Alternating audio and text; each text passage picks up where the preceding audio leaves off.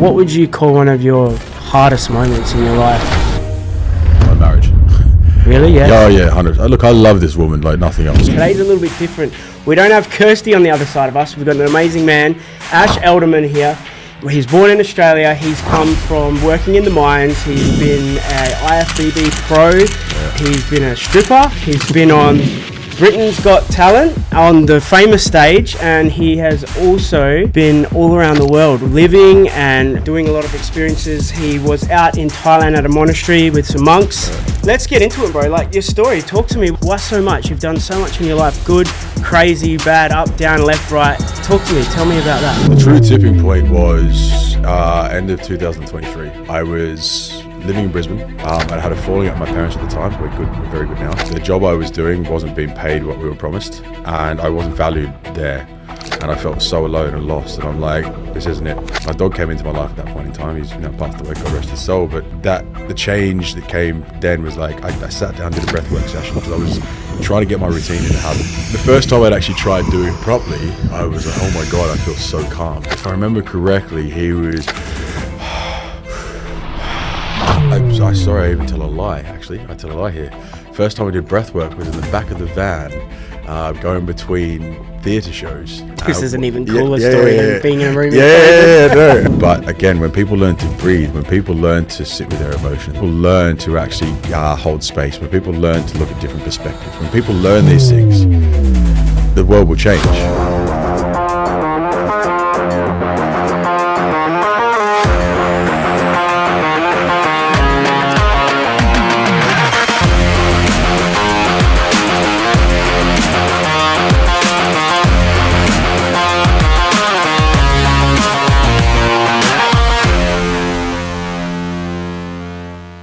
What is up, crew, and welcome back to another episode of Spill the Tea. Today's a little bit different. We don't have Kirsty on the other side of us. We've got an amazing man, Ash Edelman here.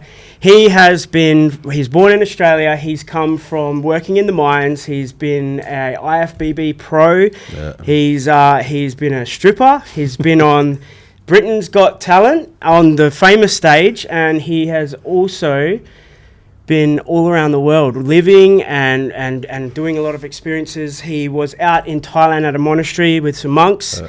Learn a bit about yourself out there, but we are going to dive into all of that and then how you are now living in Dubai, facilitating breathwork and mindset for people all around here. So welcome. I just want to say as well, I did a breathwork session with you the other day. It was absolutely awesome, really immersive, and man, I really honoured the space you held. So I really love the way you do your work. So thank you. Thank you. Let's get into it, bro. Like, your story. Talk to me. Why so much? You've done so much in your life. Good, crazy, bad, up, down, left, right.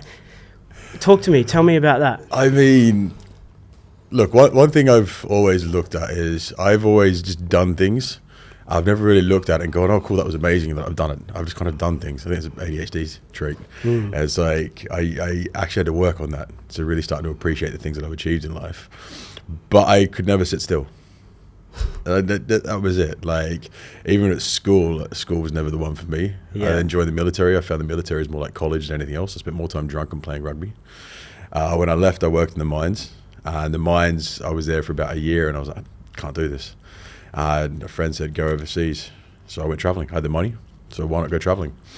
And that was it, man. Like, I had nothing. I got to see all of Europe. I got to party myself all through Europe. Came home, spent all my money. Mum and Dad said, go back. You've got an opportunity to, you're not going to waste this opportunity. So I found a job as a stripper, told them I was doing security. Because otherwise I wouldn't have paid. And I had nothing to lose. It was a chance for me to restart my life completely. Yeah. And it was a complete fresh canvas. And that was it. I was finding my way with whatever was happening. Like, at the end of the day, I came there with 300 pounds. So I had nothing to lose. And everything just kind of led one thing to another. And that was it. I started stripping with one company. That wasn't what it was told to be. I worked as a contractor for the military. That was amazing. I then moved to London, started working as a host with Forbidden Nights. From that, I then became one of the main performers. With that, we did Britain's Got Talent. I then moved up into like fire performing, bodybuilding, personal training, all sorts of things. Kind of goes hand in hand, doesn't it? Exactly. Like, I was in shape every single all year. It helped as well. Like I said, hand in hand, I was basically taking my clothes off on stage. I had to get used to that vulnerability. Yeah. Again, I came from rugby, so I couldn't dance. They had to teach me to dance. Wow, that's interesting. Yeah, so they had to teach me to dance. That was the Britain's Got Talent audition that you saw. Yeah. That took 3 weeks to learn half of that. Wow. That's how slow I was at learning it. But I was relentless. I would rehearse in the shower, in the gym, everything. Like when I'm passionate about something, I go for it. I was going to say, you're a dedicated man. So when something's in your life, you go all in or nothing. And I think that's an ADHD thing too. Like you can admit that ADHD is great for entrepreneurs because we get hyper-focused and obsessed. But then also, then we're like, oh, next new shiny thing. And that's why entrepreneurs are the standard of ADHD because it's always like, what's next and how can we go bigger? Dude. Well, actually, I heard this video right before I came in here, actually, and it gave this reference of ADHD like erectile dysfunction. Yeah. It's like when we're focused, when we love something, we're hard. We want to go and we will go all day.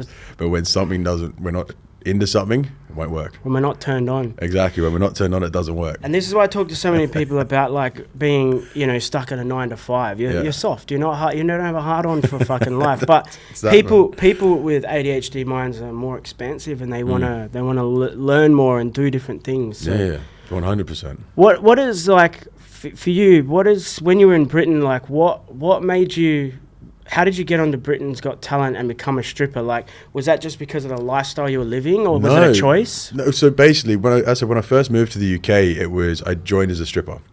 I then did a modelling thing back up in London, and I was like, okay, I can do that. That turned out to be a scam, but those photos got me a job with Forbidden Nights. Now they were a male variety show, and I just wanted to work as a host originally. But what had happened was, when I turned, originally they said no. We can't afford to have you, because the first night I was there, they brought me on stage, and then I basically went like old school tacky stripper, like bump and grind on some girl. But their show was very different. There was more of a cabaret show. Okay. So it was very different. A couple of days later, the boss said, look, we can't afford to have you. And I said, look, I'll work for free. I just want to be a part of what you're doing. So he brought me in for 50 quid a show. And at that point, we're only doing Saturdays. Those next 3 months, I worked my ass off, man. I turned up early. I set everything. Went above and beyond, and that's why they then put me into the actual thing. And I picked up the fire staff, and their fire performer was leaving, so they saw I could do as a fire performer. They brought me in. They're like, okay, we can teach you to dance. I love that. And that's where they were already planning Britain's Got Talent. So like, we need you in here for this, and that's how we went on to Britain's Got Talent. I love that. So yeah. So let's talk a little bit more about the transition and the transformation in you. I truly believe, I'm not a big man on destiny, but I believe that we all have some sort of, something in us, like a fire inside of us. So if that is, whether we're going to be entrepreneurial, or whether we're going to get into music or do something. And I think people with ADHD are usually born for a bigger life. You've done so many different things, but let's really talk about the hard shit that you've had to go through to get here, because you are a very resilient and resistant man. With that only comes hard shit. What do you think for you? And I know that it's a bit of a build-up. I know it's not just one core thing. But, I mean, from going into this life and then heading into the monastery, it wasn't like you just woke up one day and said, hey, I'm going to go to Thailand. And you're probably finding yourself for a little bit through the drugs, the alcohol, the steroids, the partying, the stripping. And there's probably a part of you for a while that was looking at yourself in the mirror and saying, like, what is this what I want? But when do you think the true tipping point was, and what caused that for you to really go, fuck this, like, I want to change? Yeah. The true tipping point was end of 2023. I was living in Brisbane. I was in a 2-bed apartment. My best friend, he was dating a girl, and we spent more time. He was meant to be living with me. He spent more time on the sunny coast with her. I had a falling out with my parents at the time. We're very good now. The job I was doing wasn't being paid what we were promised, and I wasn't valued there. And I felt so alone and lost. And I'm like, this isn't it. This isn't it. My dog came into my life at that point in time. He's now passed away, God rest his soul. But the change that came then was like, I sat down, did a breathwork session, because I was trying to get my routine into habit. And I sat down, did a breathwork session, and from that session, it was the first one? No. I'd been doing breathwork for since the start of COVID. All right. Let's go back to that. What made you start? What made you walk into a room to do breath work? Well, no, it was by myself because we were locked in. I was living in London, so we were locked in. We couldn't go anywhere. And I was like, okay, let's start doing something. So I started doing some breath work. I started watching the Wim Hof video on YouTube. Aha. Yeah. And I started doing that, and I was like, I've got nothing else to do. And when you first did that breathwork video online, how did you feel? What did it make you feel? Sorry, I even tell a lie, actually. I tell a lie here. First time I did breath work was in the back of the van, going between theatre shows. This is an even cooler story than being in a room. No, it was beforehand. One of the boys, Charlie, he was like, I know a natural way to get high. Oh. And we did, it was kind of a Wim Hof. Like we did the breaths, but it was a bit more intense. But basically, we were just trying to get high in the back of the actual van. That was no drugs. No drugs, no nothing. So, look, I was living that party life. Yeah. And living that party lifestyle, like we were partying very, very heavy. So it was like if someone was like, this is the way to get high, I was like, sign me up, let's try it. So that was the first time I'd ever actually tried something. But then it was in COVID, I was like, okay, let's... Did you feel something in the van? Oh, yeah. What did you feel? It was just that buzz because I held my breath as long as I could. After doing some intense... Yeah, after doing some intense breath. I held my breath as long as I could. And it was that moment where it was like, whoa. The first time I'd actually tried doing it properly, I was like, oh my God, I feel so calm. Because you were doing more of a slower, deeper breath? Yeah, I was still... I was following what it was. I think, if I remember correctly, he was... I'm just trying to remember the pace. Shorter, sharper breaths. Yeah. So building energy. Yeah, it was building energy. But again, we were in so much stress. Like the first 6 weeks of COVID, dude, we were partying non-stop because we had nothing to do. So we were just constantly partying. I lived in a shared accommodation with about 12, 15 people. So you guys were actually in lockdown party. Oh yeah, lockdown party. Because we lived in a guardianship. So we basically had like 12, 15 people in there. We had a massive backyard and it was summer. So we were just constantly partying. And were you guys like, I don't know what the lockdown was like over there, but were you guys like allowed out? Was it pretty strict? It was very strict. Yeah. At the start, you weren't allowed out. You were only allowed one person to go to the shop to get the food out of the house. Yeah. And you were lining up for ages at the 2 meter distance sort of thing. So Perth never seen COVID. Like I was working on the mines, but when I was in Perth, like I had to literally...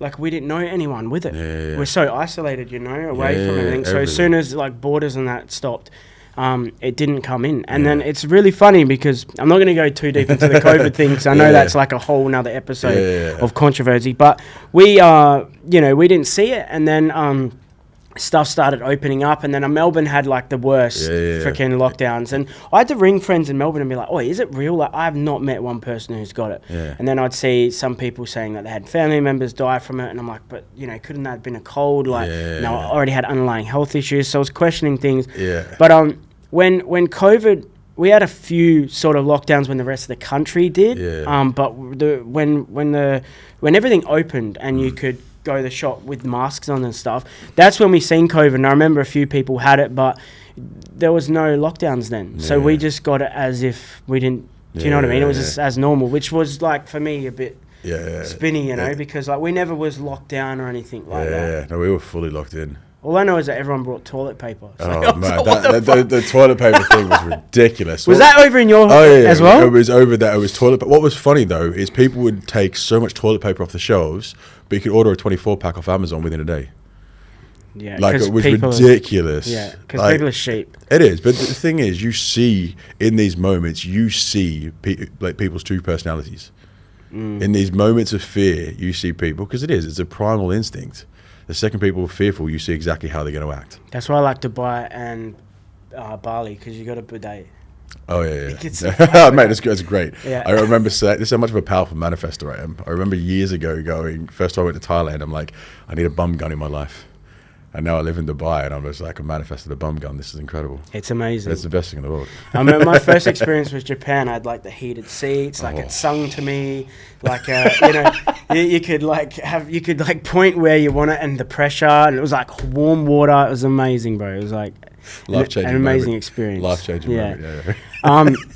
You can sit on it backwards and have a good time. what I was thinking. Okay, yeah. All right. So Thailand. What brought you to Thailand besides the bum guns? Besides the bum guns, first time, second time, a monk. So you've been to Thailand other times? Yeah. So partying and traveling? Yeah, first time was my ex-wife bought me a ticket after I did the Super Series bodybuilding show. Okay. That was the first time I'd actually been. I went to Copenhagen. I fell in love with the place. Copenhagen became my home. Yeah. And we later that year, when I went through visa issues, we went there. We lived there for about 4 months. Yeah. And at this point, you'd done a bit of breath work. You weren't fully... No, this is before COVID. Oh, this is before. This is before okay. COVID. Yeah, sorry. This is All before COVID. So I hadn't done anything. So this was... It was just your experience of Thailand. Yeah, I just went there to party. Like, I was there. It was beautiful. It was cheap. I was able to live there, and I partied hard, man. Then I went through the whole visa issues, and that's when I went through the visa issues, and I was stuck in Australia at that point in time. So this is about 2019. That's where I discovered Joe Dispenza. Oh yeah. Yeah. Beautiful man. So yeah, he was listening to Joe Dispenza and listening to the first time I ever heard the word new paradigm. Yeah. And I was going through a lot because I was stressed, I was overwhelmed, I was this because my visa wasn't getting approved. I was arguing with my ex at that point in time. It was all sorts of things. So I was starting to learn to do different things slowly, but I had no idea what I was doing. But yeah, like hearing to your story, you hear all these little things you did, like breathwork in the van and heading to Thailand and experiencing different culture. And yeah. But none of it was matching. The thing is, everything in my life of where I am now, when I look back, I can pin, it's like, okay, I can see these things happening. Like the first ever book that I read was Asking It's Given by Esther Hicks. And that kind of got me into manifestations. And then I was always learning and listening to audiobooks, and I was always doing things and growing, but that was all just happening kind of in the background, almost unconsciously. Would you say that the universe was like probing you? Like, 100%. Hey Ash. 100%. And then like when your awareness isn't there, you don't go for it. Sort of like my thing at the moment, which I teach a lot of my clients, is that, you know, when a challenge arises, and it's like cliche, but it's not the universe wanting to set you back, and you're not hard done by, and you're not a victim. The universe is literally saying, hey, dickhead, are you ready for the next level or not? Because here's a challenge, and if you can get through this with a positive attitude and soar through it, I'll give you the next thing. And that's what I really feel. And I really feel as well, and the same as that, is that gratitude, which I know you're a huge person on gratitude, that, you know, the universe won't allow you to the next level until you're grateful that the one you're on. So if you're kicking and screaming about everything, I don't care how bad your life is, until you can go, do you know what? Someone else has got it better than me. Just that snap of thought will help you like get out of the trance and into another direction and into where the universe actually is trying to take you by giving you 100%. These lessons, you know. 100%, man. And I think that's the thing is, I was always going with the flow because I was there and had nothing to lose. Like a carefree sort exactly. of, yeah. But even that, like, as I said, everything's been leading me up to this. So me getting on stage bodybuilding, I'd prepped myself for 20 weeks to stand in front of people, stand there with 40 guys to be judged by people who have no idea who I am. That's the height of vulnerability. That is, because you're fucking yourself right up. But then I was. Would you say that's setting you up for some sort of failure in a way? No. So not failure, but like some sort of like, I think the way you explain that, because Kirsty was a bodybuilder and so is a lot of my other friends, and the way you would just explain it is that someone is completely judging you on a score of just physical physique. Not hey, this guy's a good person, or has a good heart, or is a good bloke, or whatever.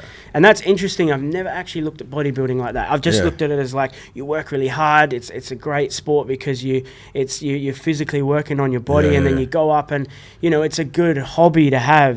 But the way you just explain that is quite interesting. That in your head, and I've actually worked when I was working heavily in trauma and therapy and working with clients with really high anxiety and depression. I have worked with a lot of bodybuilders because they're pushing their body so hard that they were having a lot of mental problems. And I said to a lot of them, I said, look, hey, I know this thing has been, this competition has been like a huge thing in your life, but and you've been dedicated and it's helped you get away from some other, but this is killing you, and I don't think it's the right time. And they got off and they started eating right and having a more balanced lifestyle, and then their mental health came down. So but I just wanted to say, the way you explain that is really interesting, to walk out and be like, here's all these people, here's me half naked, and now judge me entirely for who I am just on my physical appearance. And it was It was hard because then I didn't have that, because I used to win. I was first and second place for most of my career. And then I got into the pro leagues. And I remember I was standing on stage. This is after I tore my lat. So I had a lat injury. Okay. And basically it was the Shrew Classic show, and we had 15 guys on stage. They did the call-outs. Only 14 got called out. Wow. And I was standing at the back, and I'm sitting there smiling going, the fuck's wrong with me? The fuck's wrong with me? What, is my back that bad that they're not going to call me out? Oh my God. And then finally, after about 5 minutes, someone goes, you forgot him. Broke me. Absolutely broke me. Not only that, I was going through the shit with my marriage. I was feeling so unconfident within myself. I was so in a bad state that happened. And then that's where I started to see that. I was like, I'm literally standing here getting judged by people who have no idea what the fuck I've been through. Because everyone was like, surely everyone could see the work you've done and you've got an injury, so they're surely going to account for that. No, it's not how it is. I also believe that, like, anyone can go to the gym and train hard, especially when they've been through hard shit. Yeah. But the real medal should be awarded for the people that have been through fucking hell and back with mental health and trauma and childhood life experience, you know. And then that's just so opened up a whole new vision on bodybuilding, because it's just like, wow, because I've been around it so long, but the way that you just said that was like, holy shit. It fucks people up. It's the most unhealthiest sport in the world. Yeah. And it's like everything. It starts as a great thing, and then it turns to a social media game. Like, it's who's got the most followers, who's going to promote the company, who's going to promote the federation. That's what it turns to. Yeah. And it's unfair, because you have people that are pushing themselves to put their physique to be the best it's ever been. And again, that's completely down by perspective. Like, in bodybuilding standards, lean, dry, big. And they're breaking themselves. Were they natty competitions or no? No. Okay. No. Like, the thing is, man, if I didn't tear my lat, I'd still be winning or placing in the top thing. So I'd still be taking a shitload of steroids, and I'd still be prepping, doing all So these what did sorts the of things. tearing of the lat teach you? Basically, well, I still place second. So I tore my lat 6 days before a show. I still place second. I then got my pro card with IFBB, and I then did another 3 shows. So 4 shows. So you after. did, Yeah, 5 shows after I tore my lat. But it was, once I realized I couldn't win anymore, I was like, I'm bored. And that was the thing. It was my ADHD brain turning around and going, I'm good at this. I like this. Let's go all in. And then, as we said earlier, instead of being hard, I went soft. And I was like, I'm done. And when you're out of something, you're out. Yeah. You can't fake it. And that's what I think is really cool. Like, for someone like you went away to the mines. I worked in the mines for 5 years, but I had a really good time out there. I worked with some of my best mates. My boss was a good friend of mine, and we just absolutely ran amok. Drank beer and travelled Australia building power lines for mine sites. It was amazing. But most people you see out there, and even Kirsty was on the mines and oil rigs as well. And one thing that, you notice is someone goes out there and they all say, I'm going to build a house and I'm going to pay off my house and then I'm going to come back and blah, blah, blah. And then they end up having families, and then what happens is the mental health gets so bad because they feel so stuck because the money's good and it's like that carrot's being dangled above their head, and they feel like they have no choice but they have to go away. They're isolated away with their family and friends, and everyone out there is egotistical males, and there's a lot of toxicity out there as well. But my main point here is that your mindset, if you want to call it ADHD mindset, but it gets you unstuck quick because you're like, hey, this isn't for me, I'm fucking out. And a lot of people need to take that away, because it's a really cool lesson that, hey, if something isn't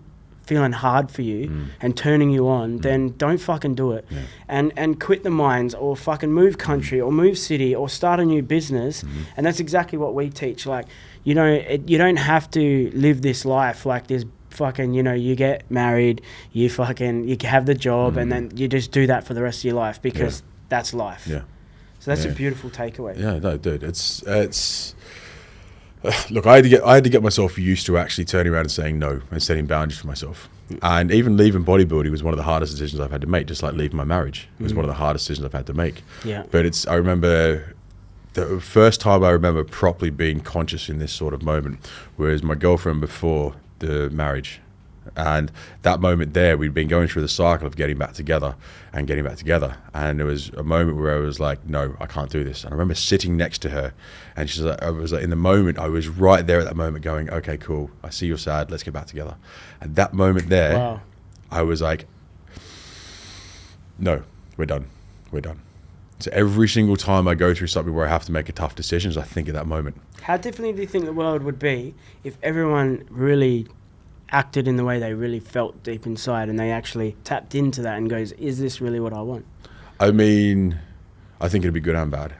Because some people do some pretty messed up shit. Yeah, some people do some pretty messed up shit. Okay. But if people own their truth, I think the world would be a very different thing. That's sort of what I meant. I didn't mean like, hey, this person's pissing me off, I'm going to kill them. I meant more in the sense of like, hey, this isn't feeling right for me. Do you know what? I'm going to say no. I'm going to set a boundary. I'm going to tell this person I don't like them. I'm going to tell this person I don't want to be with them. I'm going to tell this job that this isn't the job for me. Yeah, because people are too worried about what other people are going to think about who they are.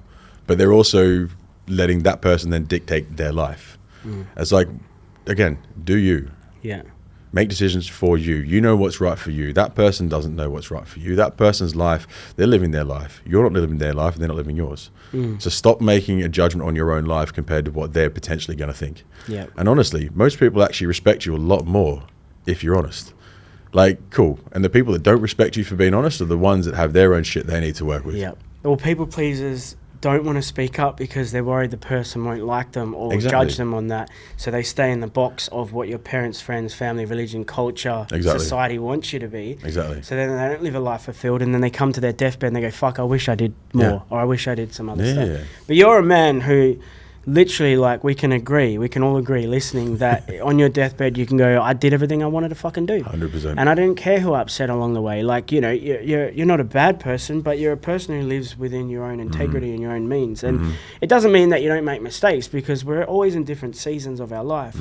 But seeing you just say, like, you know, I love the whole hard and soft. So I'm going to use that. That's great. But if you're feeling soft for something, you're like, you know what, I've done bodybuilding, I was good at it, but now something else. I need something else. And and I think that's why it's so important to just take action. Like, I did a podcast yesterday about just taking action, and too many people dwell on like, oh, I should or I shouldn't, or I want to or I'm going to, and it's like, by the time they make a decision to do something, you've already done it and left and been like, that wasn't for me, I'm now doing something else. So can you see how it's so important to make fast decisions, right? 100%. I mean, the thing is, everyone's always waiting for the right time, and there's no right time. The time is right now. Yeah, the first best time was yesterday. The next best time is today. Yeah. So it's like, hurry up and just do the thing. Confidence comes from reps. Exactly. So a lot of people are like, well, I don't know how to do something. And I'm like, I always say this, that it doesn't matter how many books you read on a car and how much you know about an engine and how many driving freaking presentations you go to until you get behind that wheel and you hit some curbs and miss the indicator and you know, stall the car, you're never going to get better at anything you're doing. So that's why I always say, get in the fucking car and drive it, start the business, go and move city, go and fucking jump on a plane. And once you start feeling safer with these deeper like decision making, then you can use that reflection and by going, hey, you know what, I fucking did that other thing, the next thing's not going to be as hard, and you build a mindset resilience 100%, to keep doing bigger things. 100%. And the thing is, the world is lacking authenticity, and that's the thing. Where the world is shifting, energy's shifting in the world at the moment. Is craving authentic people, and authentic is just you living who you are, you doing what you need to do for your life. It's actually quite simple, isn't it? It really is. Everyone's after this magic fucking potion, this magic trick, which is going to go, oh cool, if this happens then this is going to happen. It's like, no, it's very simple. When we had a chat before this podcast and I said, is there anything, there's no boundaries, you know, I don't give a fuck, like I'll talk. And then you were talking to me about the steroids the other day, and I'm like, do you mind if I ask about the steroids? And you're like, well, it's part of my life, like I'm not embarrassed about it. And I think you hit the nail on the head there, saying that guilt and shame will just keep you in this box of feeling like you're a bad person, when taking steroids for whatever reason isn't bad. But it's crazy because we live in a world where social media is like, if someone takes steroids, everyone's like, yeah, well fucking steroids, like blah blah blah. And it's like, but it's always a projection of where they're lacking in their life, you know. And that's what I mean, like people don't want to put themselves out there because they're so afraid of what might come of it. And like, I've got videos with 400 million views, I've got videos with 21,000 comments, and a lot of them are fucking horrific, bro. Like that, and the people, like you said, people judge you on stage who haven't even know you. The same thing's happening here. You're getting 21,000 people who don't know me, who come from a place of saying like, this is fake, this guy's a scam, like you need Jesus, the religion people come on. And I know, you know, in this space, we put up a video, a photo of us the other day on social media, and it got a fair few likes. And someone come on your account and then my account saying, I don't know if you've seen it, but I deleted it. And the only reason I deleted it was I saw it. out of respect of you. I know Once he commented on my page, I commented back to. Yeah. But just out of respect of you and other people, I just delete because it's come from my post. But they're like, these guys have fake followers, like blah, blah, blah, blah. I saw him. And he said that we're fake and, you know, what we sell is fake and what we do is fake. Yeah. But he had no profile photo and 0 followers. And I'm like, to me, I'm like, it's a projection of where there's lacking in their life, right? Yeah. But what is going on for you to sit on a fake profile and actually have time to try and bring... And it wasn't personal. It wasn't like, hey, Bo, you fucking did this back in the day. Like, you're a bad person for this. It was just literal, like... And his account was called The Truth Seeker or something. And I'm like, you think you're some like daredevil of the night going in and finding people. Joey Swell, do you know him? Yeah. I love his work. He calls people out with his face and he tells them to do better. And that's amazing because he calls people out on being shitty people. He's actually a really good guy as well. Like I love his content. But that's what I mean. If you're going to call someone out, put your face up and fucking do it like in a humble way as well, not behind a fucking fake. Dude, 100%. But it's also actually understand the experience of where that person's coming. Like, not the person doing the commenting, like the one they're commenting on. So, you know the video I had, The Strip of the Monk, where it was like 2023, 2024, the one that went viral? That one, yeah. Yeah, so that video there, the amount of hate comments I got on that was ridiculous. And it was all like, oh, it's just like an OnlyFans girl leaving OnlyFans and becoming a yoga instructor. His life must have been fucked up for him to turn around and do this. You're no monk. You're no... It was like, oh my fucking God. People have... One, they don't look deeper. They look at a post and they don't go and look at the rest of the post to understand this person. Or your story. Exactly. They don't look at that. They make a judgment on one post and their view of the world. Do you know what's cool about that though? Is that it's one thing to have a business or even the best product or service, but let's be real, when no-face Jackie32 jumps on Instagram throwing those nasty comments and you make it mean something about you, it doesn't matter how good your business is, you will crumble. That's why you need us. Welcome to We Breathe Success, the ultimate experience for aspiring business owners, entrepreneurs and coaches who are ready to break through to the next level. Hi, I'm Kirsty Waddingham. And I'm Bo Drury.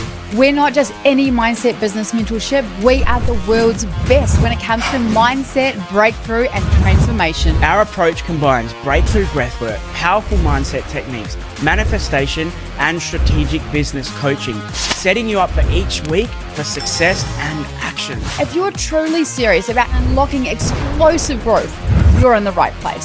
Success starts with one essential foundation, your mindset. Without it, even the best business strategies will fall apart. That's why we go deeper than traditional coaching. We offer advanced biohacking and mindset reprogramming. Your network is your net worth, and now you have access to ours. With all of this, success isn't just a possibility, it's your only option. We're here to help you break through your old limits, step into extraordinary success, and create unstoppable momentum for growth.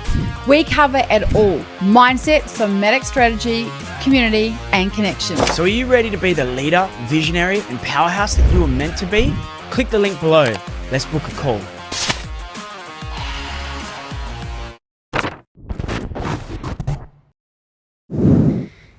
If they see you as this, let's say, stripper, partier, steroid using thing, blah, blah, blah, and that's a bad thing because they're looking at it as, you're looking at it as going from bad to good. If they can't see that you can change your life, they don't believe they can change theirs. No, exactly. And that's what it is, the projection on. And I've got like a lot of men doing a lot of work on themselves that come from like bikies and, you know, DV and all these things. And people reach out to me all the time and say, oh, you know, this guy used to beat up women or this guy used to do drugs and blah, blah. I'm like, so is not everyone... You've made mistakes. Are you allowed forgiveness? Are you allowed self-forgiveness? Are you allowed to change your life? Why aren't they? Why? And isn't it a moment where they look at men like you and go, this guy was totally lost.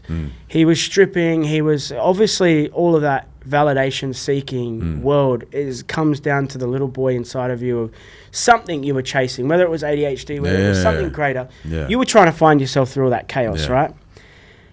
And then you're going to take that away from him because he actually did something with his life, and now you went and done something that like fulfilled you. And that's what I hate, because why take that away from them? Why focus on man, I get stuff like now, like, you know, like I've done a lot of good shit in the last few years, and then, you know, a lot of powerful stuff, and I've done some fucking shit things too, bro. Yeah. I've done some horrible shit, and I'm open about it, but I've made mistakes too, bro. Like, I'm not perfect, but someone will come back and judge me for something I did in 2015. I'm like, who, like, fucking... what? Like, what the fuck is this? Like, you're going to judge a toddler for, like, pissing the bed at, like, 3 years old, and then later on go, oh, do you still wet the bed? Like, grow the fuck up. Like, stop looking at, people from... And all these people would not say it in person. No. You know, these guys that jump on and say, like, oh, Jake Paul, he should fucking die. He's a fucking loser, blah, blah, blah. If you've seen him in the street, you'd probably ask a photo for him. That's the authenticity you're not talking. Wait, have you seen Paddy O'Dwyer? So the powerlifter guy, where he calls people out, where he goes, oh, hello, and then he calls people out that way. Yeah. He is incredible for this, because what he'll do is you'll see like a lot of these CrossFit women or anyone else, he goes straight into the comments and he goes, I got you. He jumps in there, looks at the comments and pulls a photo up of the person that's making a comment saying she looks like a man. Yeah. And it's like, oh, let's see how you look, mate. I've seen that, Hey, mate, he's incredible. Because people will happily sit there and project because it makes them feel better about themselves. It's like look in the mirror. Exactly. But that's the other thing. These people will never grow because they're looking at everyone else's imperfections. Yeah. And a quick explanation of that, which you will agree with, is there was this video of this guy in a suit rolls up to a gas station in a Ferrari or a Lamborghini. He gets out of his expensive sports car, and there's a lady there cleaning the trash at the petrol station. Yeah. She walks over to him and says, "You've got no front number plate on your car. I hope you know that's illegal, and you will get done by the police." And then he walked off, and then he made a video on it. And his video was to basically say, like, you know, like, all this stuff about who she was, and everyone in the comments was like, oh, you got to abide by the law. And for me, it was all broke comments, because someone who looks at, like, for instance, her nervous system feels unsafe because there's a tiger in front of her. Her primal thing is saying there's a threat. This guy's got everything, I've got nothing. So internally there's a sense of jealousy and envy, which makes you turn to a negative to try and make yourself feel better and safe. And the thing is, for me in that situation, if I was cleaning at a gas station, I seen a guy like that, I'd be like, bro, nice car. Give me your 3 best advice on money and life. What should I do? Yeah. Please tell me. And then because my mind is so focused on the positive, I am now going to receive information that will help me down the track. Rather than every time I see someone rich, I say, oh, that's daddy's car, or it's a rental. My funniest one's with all these people in Dubai and rental of Lambos, and some guy at McDonald's is like, yeah, that's a fucking rental. I'm like, yeah, it's a rental, and you used to work at McDonald's, so shut the fuck up. It's crazy to me. It's crazy to me. But I'm like, you know, these people want to fucking project but not look at their own lives. Well, their internal world is the external world is a representation of their internal world. Exactly right. If their internal world is chaos, if their own self-talk is negative, if they're living in constant chaos, if their life isn't together, they're going to project that. And that's exactly what they see in the world. Like, you find what you're looking for. That's exactly right. And that's what people don't realize. Like, I actually had this... The thing is, okay, we're all growing. Now, obviously, I know a lot of this. I've been teaching a lot of this for a long time. But the other day, I had a meeting with this beautiful Thai woman, Juri. And basically, we sat down and she made me some papaya salad because she loved the idea of me... Papaya. Oh, man, it's amazing. But because she really loves the fact is I was Farang that went and lived as a monk. And I was talking to her about that, and I'm going to help her son and do some things like that.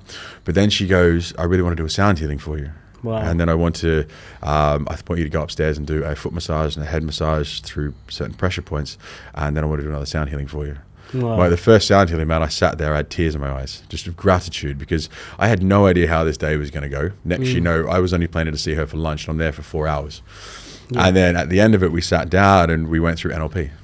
And we went through the way the mind is, the way how our words are everything. Exactly, but the words are everything. The way our internal world is, again, with the thoughts we have, the way we talk to ourselves, that dictates our actions, it dictates our emotions. Our language. Exactly.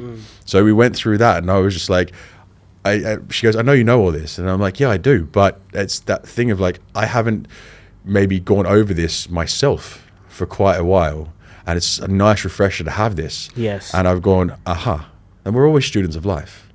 And that's the thing. That's why it's important to who you're hanging around. Exactly. Why your environment's important, because you're constantly a student, so you're learning of what's around you. Exactly. And that conversation with her reinvigorated everything that I needed to do and that I'm doing now.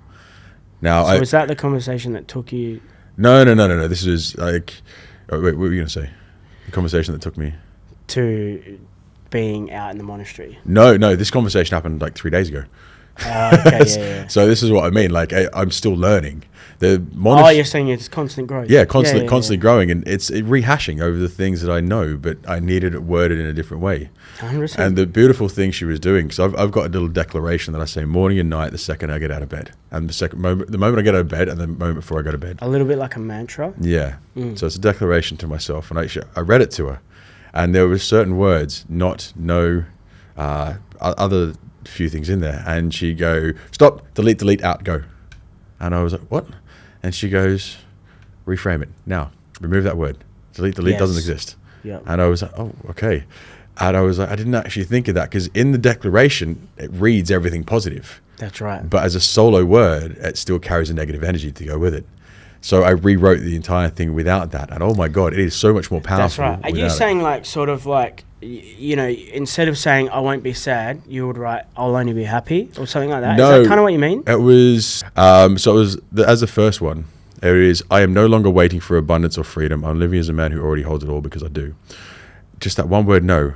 I'm living as a man who already holds it all. I'm living as the man who already holds all of the abundance and freedom I desire. That's exactly what I'm talking about. So you're swapping it from just the basic words. Yeah. And that little. I already am instead of I'm going exactly. to. Yeah. So in We Be Success is exactly what I talk about when someone goes, like, if you talk to someone, they go, I'm wanting to start this business, then that language is like constantly, that's the way you're going to talk to yourself. And I always pull people up and I click my fingers and I say, stop. You are going to start that business. And when they say that, it actually sounds it feels uncomfortable because they're now embodying a new language, which is, and I'm like, if you talk like that to all the time, in less than 8 weeks, you will start embodying that person. This is why I'm big on declarations, or I call them mantras, but I make people write out a mantra, and it's always speaking into an existence of what you want. Some of it might be a little bit of you, but some of it might not be. But it's all about. It's not about sitting in front of the mirror and going, I am a millionaire, but it's just about, like you said, lightly changing some of your wording and how you speak about yourself. 100%. But the declaration or the mantra reading will help you really embody it by doing it morning, night, and before bed. 100%, especially because that's your theta state. Yeah. And theta state, especially through meditation, that's where we make big changes. So I've always been, for years, I've always been that man. If you say something where he goes, I'm not there yet, I'm like, no, you are. I've always done that. But when it comes to there, I would always think, I am no longer this man. I was like, you'd think that's a positive thing. But because of the word no, it still carries I've got a similar theory to that. So a skier's going down a hill, right? Yeah. Don't hit the tree, don't hit the tree, don't hit the tree, don't hit the tree. Yeah. Right? And it's exactly the same. If a skier's going down a hill on a snow slope, it's go for the gaps, go for the gaps, go for the gaps. Like focus on the positive. Yeah. Because even if you're saying, I'm not going to hit the trees, I'm going to hit the gaps, you're still focusing on the fucking trees. You're still focusing on what you're not wanting, right? So this was like a game changer for me when I was doing one-on-one clients with anxiety and depression. So, someone would come in and go, I'm like, what do you want out of this session? They'll go, I don't want to feel anxious anymore. I'll say, nope, we don't talk like that. Focus on what you do want. I want to feel calmer. I'm like, how does that feel? Like, all right, now let's say I am feeling calmer. Yep. I am calm. How does that feel? Like, imagine every day that you just said, I am calm. I am calm. And this is crazy, but like, this is like stuff that no one's taught me. Like when I broke up with my ex, I was like toxic as fuck, narcissistic, all the things, ego. And I wished real bad on her. One day someone said to me like, I was sick of hating on her. I was sick of hating on women. So the way I was feeling was horrible inside. So someone said to me like, blah, blah, blah, have you heard from your ex and blah, blah, blah. And I didn't mean it, but I said out loud, I hope she's doing well. And I didn't mean it at all. I literally, inside of me, as I said that, I felt sick in my guts. But I just started saying that. Whenever anyone spoke of her name, I said, I really hope she's doing well. And then one day I said it and I felt nothing. My stomach didn't turn. I didn't feel anything. And I was like, wow. And that's because I started embodying the person that does feel that way. That I do wish her the best now. And if I saw her, I'd give her a hug and say thanks for the lessons, and I really truly do hope you're doing better. And that was a massive part of growth. But if I kept saying I fucking hate her and I fucking she hurt me and blah blah blah, then I'm gonna feel those things. That's why I think language, like NLP, is like hypnotherapy and NLP have been like one of the biggest game changers for me. But they are. Yeah, they are. It's the internal world. Yeah. It's just changing how the internal world is. But we've all been conditioned to live a certain way, so we live as zombies in our own life. Yeah, but it's embodiment. If you speak a certain way, then that's what you're believing. And I'm not a big person on affirmations, but it works. Sitting in front of the mirror and saying, I am powerful, I am great, I am amazing, whatever. But for a more upper step from that, for me, is your language, how you talk about yourself, how you talk about yourself. And even Kirsty would pick up, like, back when I was doing business, like, I'd be in business meetings and I'd be like, you know, I want to do this with the business. And Kirsty's like, that doesn't sound confident. And like, even though someone else doesn't know NLP and they aren't picking up on it, unconsciously they're feeling you're not confident. But if you go in the meeting and be like, all right, guys, I am doing this, and and even though you haven't done it yet, you're speaking with confidence, and the other people, their unconscious mind's picking that up, and your body's embodying that you are going to do it. And then over the next few weeks, the more you speak like that, the more you start. And that's why I think with manifestation, a lot of these people, like Donald Trump is a prime example of someone who can go in and say he's going to do something and he fucking does it because he embodies it. He'll be like, we're going to fucking do this. And then he'll like go and do it. As much as like, I'm not getting on the conspiracy theories of American politics, but people out there, they're good salesmen because they can speak into something and believe it enough to embody it and then make it actually happen. Yeah, that's it. But let's go to the monastery. So talk to me about, so you've visited Thailand a few times, then there was COVID, and then there was a moment where you went out to Thailand. Like, talk to me about the moment you made that decision to go and join a monastery. So after I had that big switch in 2023 where I'm like, my life needs to change, I did that breath work where I had a download saying you need to become a breathwork facilitator. I started following that and it ended up leading me to Perth. So I was then living in Perth. Shout out to Perth. Shout out to Perth. Yeah. Wanneroo, classiest. Wanneroo? Yeah, Wanneroo, the classiest place. Now, I was there under the idea that we were building a retreat. There were so many things happening. I was able to be a breathwork facilitator. And I'd come off social media at this point in time. Okay. Completely off, because I'm like, I don't want to do that. I want someone else to run social media. I just want to do breathwork. There's all these little things that are happening. There's all these little things. Yeah. So basically, at that time, I was still believing the lie that I was being told of what was happening there. We then said we want to go to Thailand to look for a place for a retreat space. Now I ended up forking the money forward for it, and we went to Thailand. Spent a week in Phuket, and then went across to Copenhagen. Little did I know the bloke who convinced me to do this would just use it as a fucking holiday instead of actually trying to look for a retreat space. He was just scamming me of money. But I'm grateful because it was one night, I basically came back to the villa where we were staying, and I was on social media, and I saw a guy called Kevin. And Kevin's video was him on the plane with looking at the camera, and he had hair, like that, he had no hair. And I was like, what the fuck? So I dived into it, and I saw we went to a monastery called Monastery. And I was like, this is interesting. They've created a way for foreigners to come and experience monk life in a month. You can become a novice for a week, and then you ordain as a monk for 3 weeks. You have the opportunity to stay longer if you choose to. There are people that go for 3 months, 2 years, whatever it is. Wow. One of the guys that we were with, Michael, he basically joined because he'd be dead otherwise. He joined because he'd been in and out of rehab. It hadn't been working for him. And he goes, this is the only way I can save my life. So he went in there, and my God, his journey is incredible. I'm looking forward to seeing him at the end of the year. Because I'm reordaining again for 2 weeks at the end of the year. Yeah, nice. We're doing a monk life tour. Have you seen the Kung Fu guy on Instagram? Yeah. He does all the Kung Fu the Shaolin stuff. guy, yeah. And he's... Sasha. I think so. I was following him. His videos are so cool. Yeah. He does all the stuff. I think that's in Switzerland as well. I think... The monastery's in Switzerland. Yeah, I think so. So I looked at... Like, there's obviously different types of Buddhism that they're following. Yeah, okay. So Theravada Buddhism is the original Buddhism that stemmed from Hinduism. And then after Buddha died, that's where other versions of Buddhism, like Zen Buddhism, basically started coming from. What's the main one in Thailand? Theravada, which is, this is why they're in the saffron robes. Okay. You look at the Dalai Lama, he's in, maroon and yellow. Yep. And then you have Zen Buddhism in Japan. So there's all different types of Buddhism, but with Theravada, they're the ones that have the 223 precepts. So that's 223 rules that you have to follow, and they haven't changed in 2,500 years.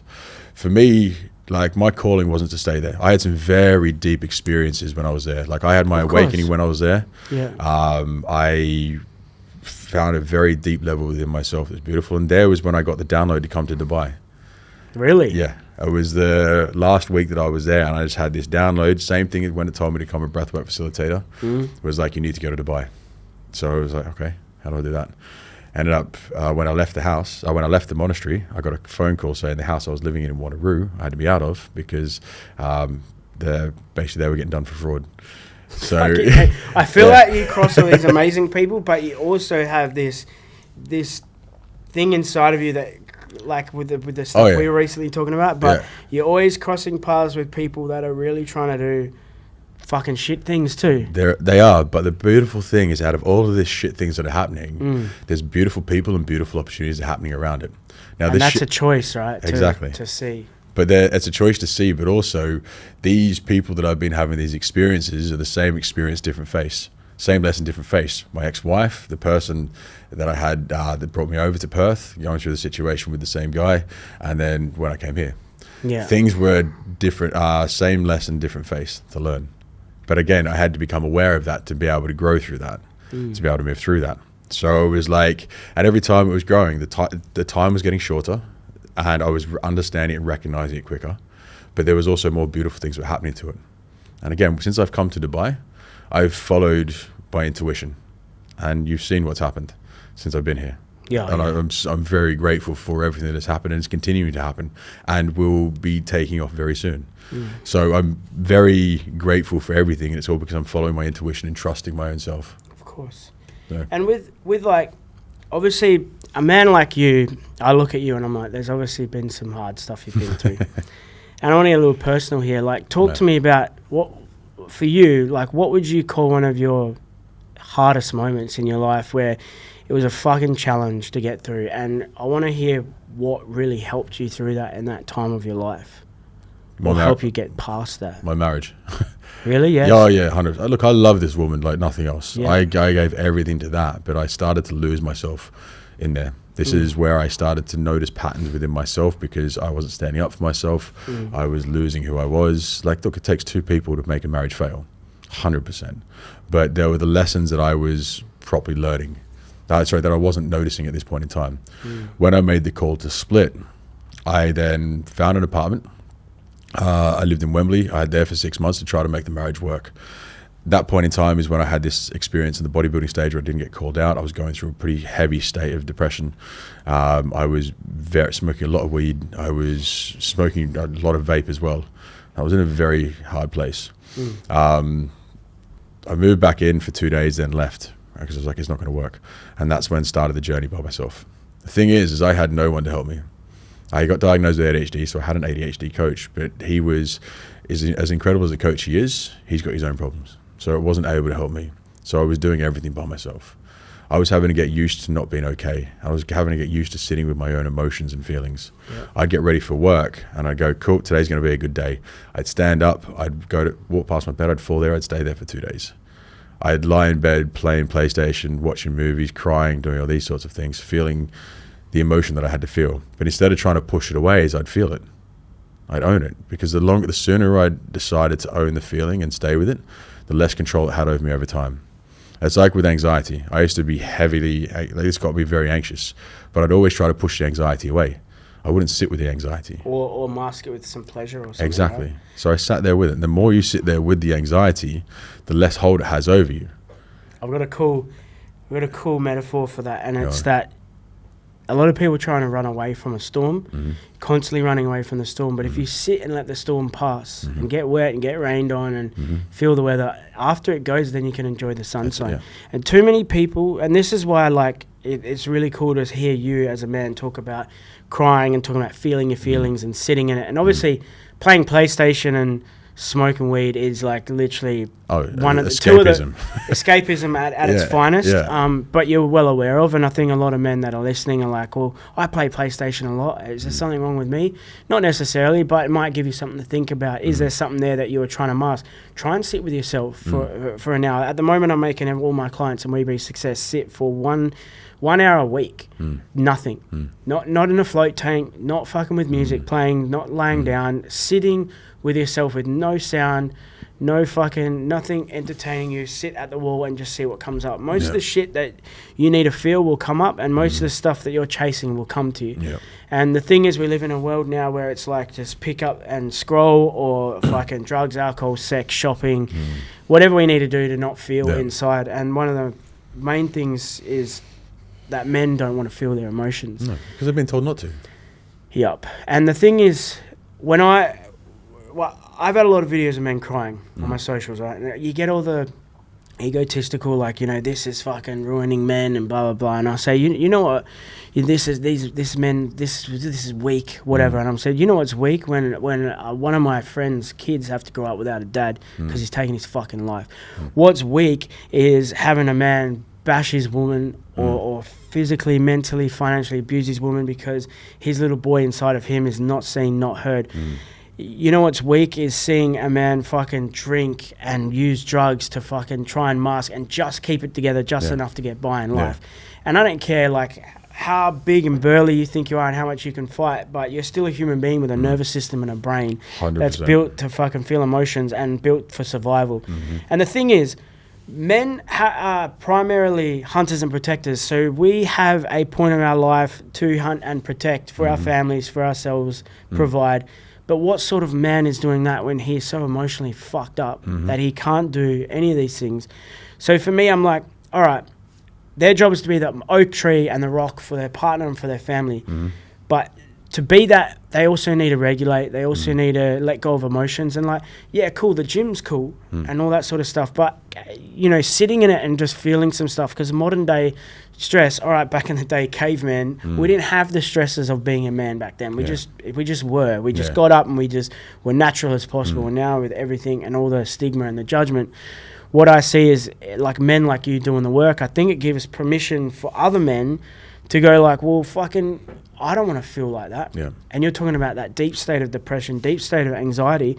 You actually hope that, you know, myself, like I've been there, and it's like once you actually do the work, it doesn't mean that the universe or life isn't going to stop throwing stuff at you. It's not meaning that you're not going to feel anxious again in your life, but you have tools and you have the mindset to get through things a lot quicker and come back to baseline. 100%. Man, I used to sit in anxiety for 6 months. As soon as I'd feel it, I'd be like, yep, here we go. And I'd literally convince myself that I'm now going to be anxious for 6 months and then believe it. Now I'm like, now I feel a little bit of physical anxiety. I know my symptoms. And I'm like, okay, yeah, I need to go and do some breath work, get more sunlight, nature, whatever I need to do. So This is the thing. People, when it comes to this whole thing of healing, they look at it and they go, fuck, it's going to take forever. I don't have that time. But it never stops. No, So but- it is forever. But this is the thing. It's like this at the start. It is an uphill battle because you have to break so much conditioning for you. But you get to a point where you understand your triggers, you understand the patterns, you understand ways to help fuel it, and it goes like that and levels out. So It's still, Yeah. but it's up to begin with, and then it gets easier. It levels out. You're still never fully healed. You're always working. Like I still have linear, yeah. exactly. I still have moments where I feel anxious. I still have moments where I feel sad. I still have moments And where what I do you cry. do for that now? What do you in a sad or really anxious moment now, as the person you are? What are your go-to tools? This is breath work or meditation. I found an inner calm and an inner peace within meditation, because meditation has allowed me to slow. When I slow, is the mind stops, and as I then become the observer of my thoughts, I can then see it's like, okay, cool. This is why this is currently why I'm feeling anxious. Or what's the underlying thing of this? And do you think with kids with ADHD or parents out there with kids or even anyone listening with ADHD, what do you feel like the tool of meditation and breathwork could do for them? So the biggest thing, so a lot of people feel with meditation, they go, I can't meditate, my mind doesn't shut up. I love this one. It's like, perfect, great. No one does. I know monks that have been monks for years that still cannot shut their mind up. The thing is, it's becoming an observer of our thoughts. Monkey brain? Yeah. But it's becoming the observer. So people go, you have a lot of the yogis, they go, just bring your mind back to center. What the fuck does that mean? bring your use a mantra or use your breath. Yeah. That is the center. Yeah. When your mind goes off and you start thinking about a thought, bring it back to the breath. When your mind goes away, bring it back to the mantra. I use the mantra Sama Arahang, which means purify the mind. Yeah. That's what we're taught at the monastery. And that alone is, I will sit there for an hour and I'll go Sama Arahang, Sama Arahang, and you'll do that for the hour. you'll notice it's like Samma Adahang. Next, you know, oh, I wonder what's happening tomorrow. Oh, wait, hold on a second. Samma Adahang. That's bringing your mind back to center. What happens the more you do that, the more you understand you are the observer of your thoughts. You're also not your thoughts. And a lot of those thoughts that you were having are absolutely fucking pointless. That's exactly right. So you'll then go, okay, cool. You can then start to ground down the thoughts. So it's like I do with my clients. They have a thing about themselves that they believe, I'm not good enough. And it's like, okay, cool. Let's put that into one column. Cool. Now I want you to write down exactly everything that makes this true.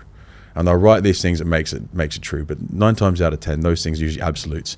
Everyone, always, nothing, all these things about themselves. Okay, cool. Now tell me why that isn't true. Yep. And then as soon as they write down why this isn't true, they then go, oh, actually, hold on a second. They get a lot more in depth. That's like an NLP technique. Exactly. Right? Well, I studied NLP as well. So it's like, this is why we creating a new association with. Exactly. Yeah. And that's what I do in meditation is usually I sit there and I'm meditating, and like what I've learned in meditation is I can go very deep.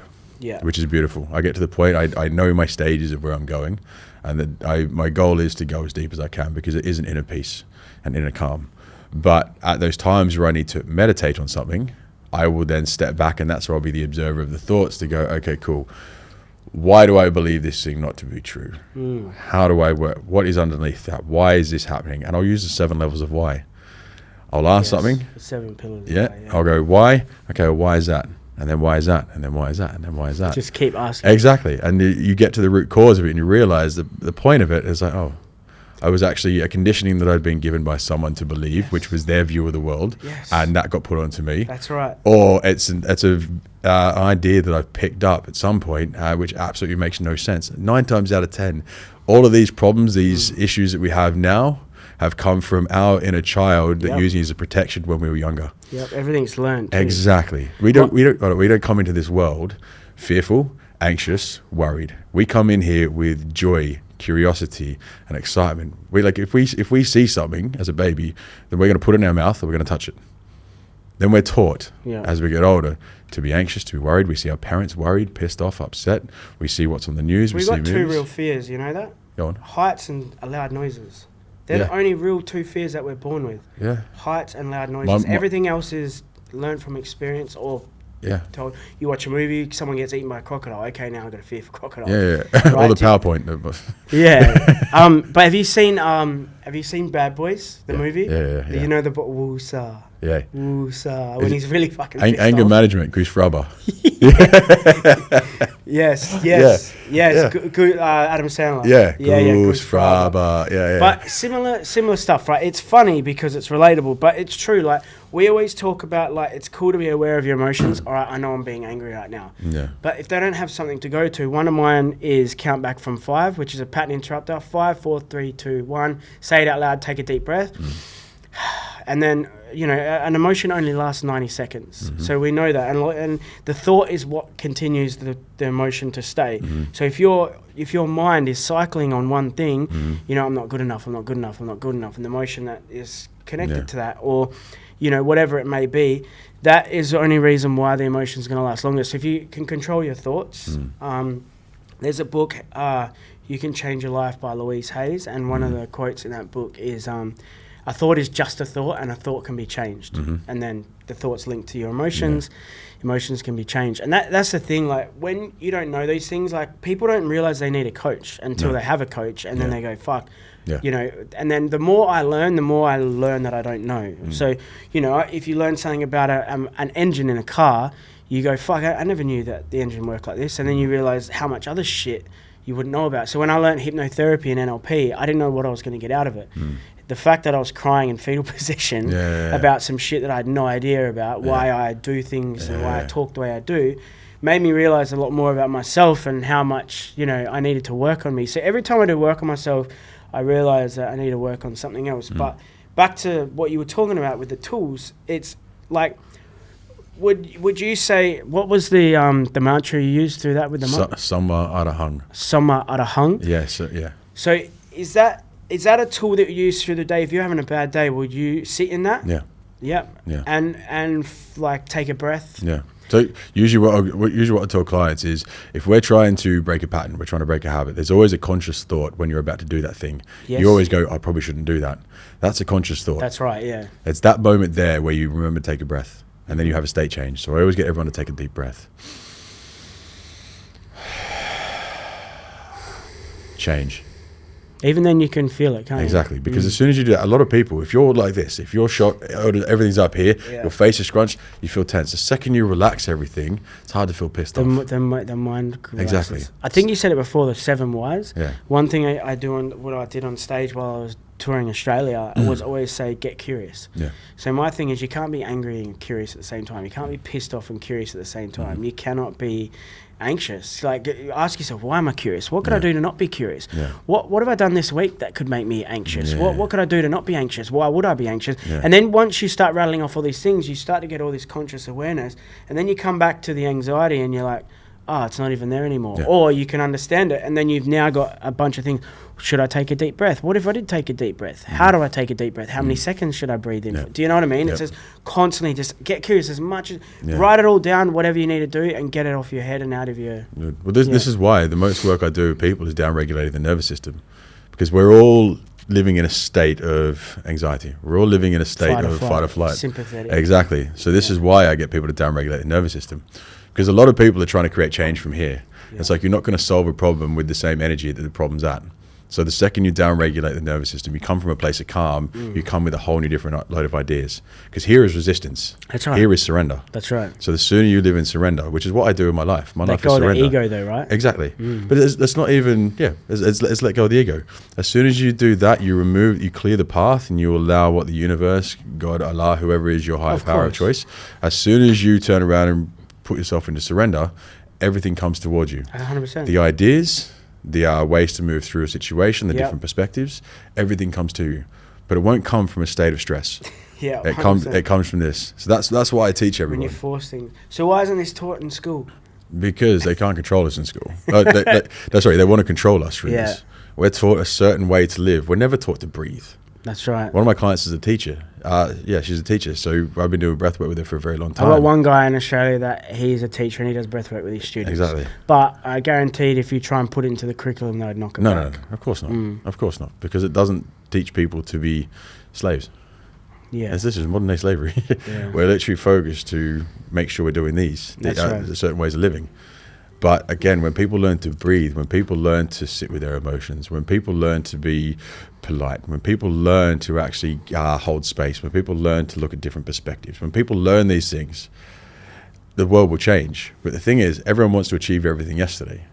That's right. They go, well, how am I ever going to catch myself? We can, by the way, I think you mentioned this earlier as well about, you kind of touched on it with the mechanic thing, is we can read all the books on swimming, it doesn't make us swimmers. That's exactly right. You can read all the books on NLP, of changing yourself, changing your habits, of breathing, of meditating, of these sorts of things. But until you actually do it in the moment, nothing changes if nothing changes. That's right. Nothing changes in the moment. And it only comes down if you have that self-awareness. And the thing is, you're going to fuck it up for the first few times. You're going to catch yourself once and go, I did it, yes. You're only going to miss it the next 2 or 3, 4 times. But then you're going to catch yourself again. It's consistency and it's practice and it's repetitions. That's right. And it gets to the point now where you, like, I've been doing this for years and I still have moments where I do something and you catch yourself and go, of course, a bit different. but it's the knowledge and the awareness. But Exactly. the number one thing we need to agree on is that it's you believe it. Yeah. Try coming to one of my mates who thinks that the breathing thing's a load of shit and that fucking what's with this breathing shit you're doing, blah, blah, blah. Yeah. Like, I've heard it all. I've got all my old friends. I get every now and again, and I get an old friend reach out and go, hey, I've been watching you for the last few years, and I'm like, yep, they're in a bad place. Yep. So what human beings do is they get pushed into a corner and they'll only want to work on themselves when they get to a point of pain that they can't handle anymore.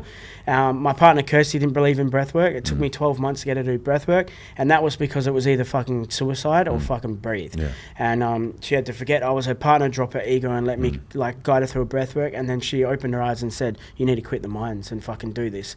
I've done every health, wealth, fucking self-development book, podcast, fucking course in my life, and I've never felt something fucking leave me that quick. And I said, this is the thing, like, once you're educated on the nervous system and the biochemistry of the body, you actually know what's happening to the brain, the nervous system, the body. But if you don't know that, like you said with the learn how to swim thing. But if you don't know that, it's like understanding electricity. Imagine going back like to the 1800s, 1700s and going, I can create light through this wire that comes through, and you got to pay for it once a month with you know, your coins, and like that would be like, what the fuck are you talking about? Like you're crazy. But Edison worked it out. He's sort of whoever, and they all come together and created something. And now people, they go and turn on the light because they believe in it and they know it. If more people were educated on the breath, and that there would be like way less people on medication and stuff. And I know there's a whole big pharma thing, right? I don't want to go missing, so I don't want to say too much, but you know what I'm talking about? Like, you know, and that's the thing, people don't believe in it. Like, I've got friends that are like, fucking meditation's a load of shit, blah, blah, breathwork's fucking stupid, all this sort of stuff. But when you're in a place where you're that fucked up that you need to get help, then you will literally go and do something about it. Exactly. They've got to be backed in that corner. That's exactly and right. that's the thing. Like, they don't understand that their life is going to change the second they go inwards. That's right. But it's because, again, it's the condition that we've had from our fathers, from our grandfathers, that we've been seeing on movies, that we're told we're soft, that we're told we're this. Warriors. And this, exactly. And they go, well, it's not manly to turn around and do this. Like, again, women have more got this on lock. But there's that other thing, masculine and feminine, right? Yeah. It gets thrown around a lot. Yeah. Kirsty hates the word masculine. She likes the word fierce. She's like, I'm in fierce energy today. Because masculine reminds you that you should be a man and have muscles and all that sort of stuff. Okay. What does... Just quickly, give me a rundown for everyone listening. What does masculine and feminine mean to you, and how can we navigate it? I mean, it's a co-creation between the two of them. Yep. So with the masculine energy, the masculine is the safety, the rock, the guide. When you look at the feminine, she is the nurturing, the love, the creative. Like, together, for both of these things to be able to grow together in harmony, which is why there's men and women on the fucking planet.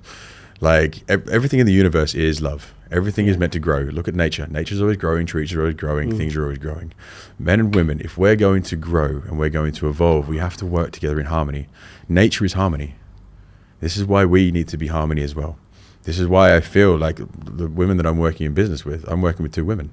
I'm like, because I trust the feminine energy to help this. I will lead and do these sorts of things here, but I trust the feminine energy to be able to do this. Yeah, that's what I believe with masculine and feminine energy. And at the end of the day, we all have masculine and feminine energy. That's exactly right. We all do. It's I know. I actually sat down with a guy about 3 weeks ago, and I said, "We talk about masculine and feminine energy." You know, I don't have feminine energy. I'm like, well, you do. But okay, but you also saw his conditioning of the way he viewed the world and what everything was. When you nurture something, that's your feminine, right? Exactly. Yeah. And that's what I was saying to him. I was like, we all have these sorts of things. I was like, do you consider yourself creative? And he's like, yeah. I'm like, that's your feminine essence. That's right. Do you find yourself nurturing towards pets or your girlfriend or towards your mother? That's your feminine essence. Yeah. And you got to have that feminine care for your kid, that when your kid's in trouble, then you use the masculine energy too. It's to protect. You know what I mean? You protect, you guide, you hold the space. Yeah, and that strength in you, which is masculine, when you want to be strong, you can use your feminine to nurture. But yeah, it's just, I think there's such a stereotype thrown around on, like, you know, I'm a masculine guy. Well, you may be, but there's a yin to the yang to everything. Everything has a duality or a fucking, you know, if you're something here, you must be something on the other side too. But look, vulnerability is the new sexy.